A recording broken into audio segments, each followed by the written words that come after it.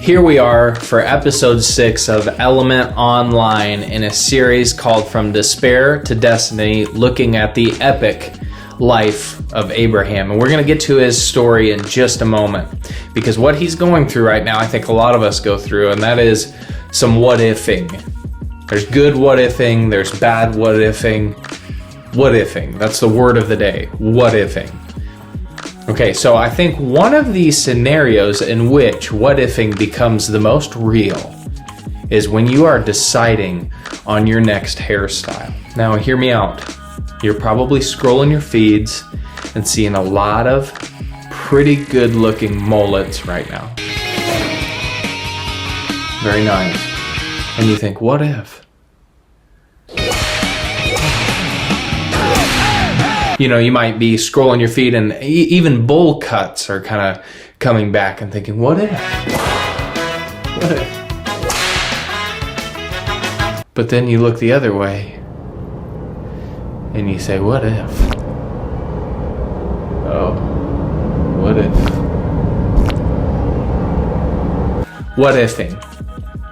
Good what-ifing, bad what-ifing. Abraham's in the middle of this.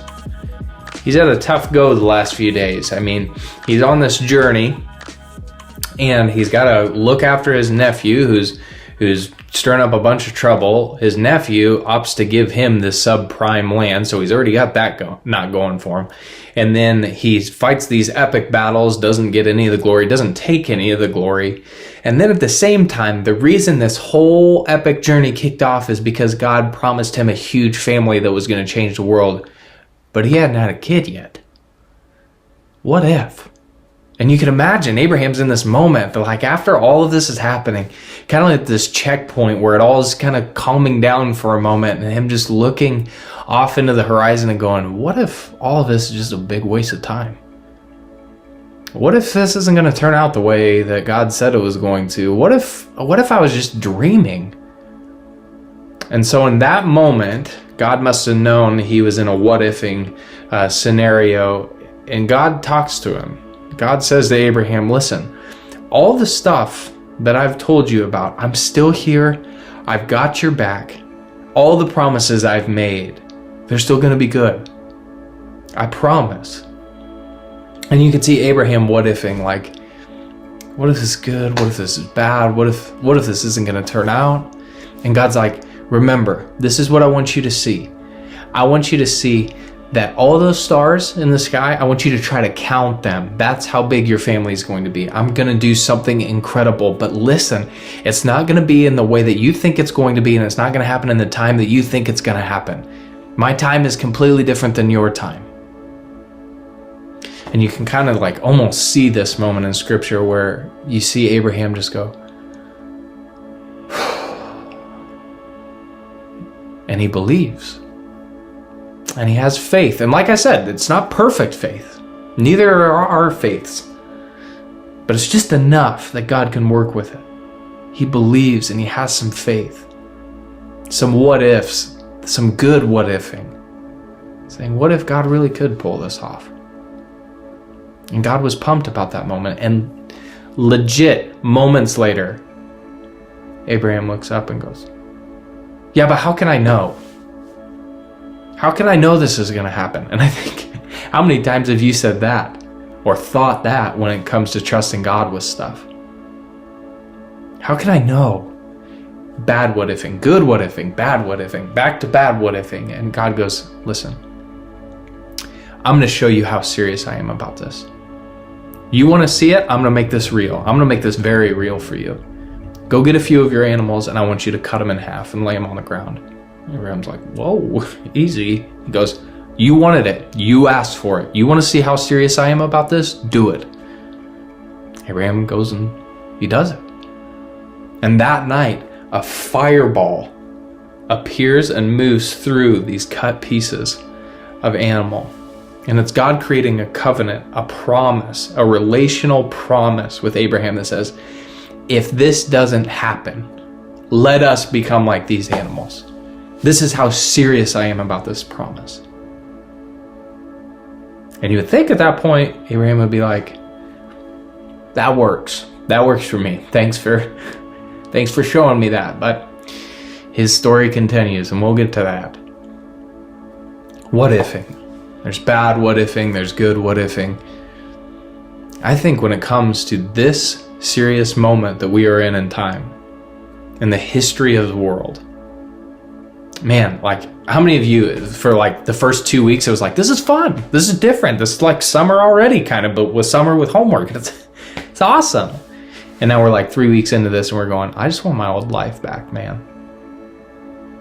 I miss my friends. You know, when we lay our heads down on the pillow at night, it's the last thing we think about. And when we wake up in the morning, it's the first thing we think about. This anxiety, this fear, this worry, this bad what-ifing. What if I never get my whole life back? What if nothing's ever the same? What if I don't get into the colleges that I applied for now because everything's shut down and messed up?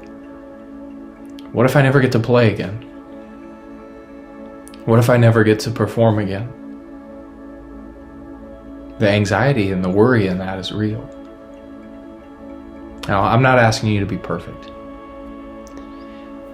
But Jesus in the Gospels tells us to not worry about tomorrow. That today has enough worry for itself.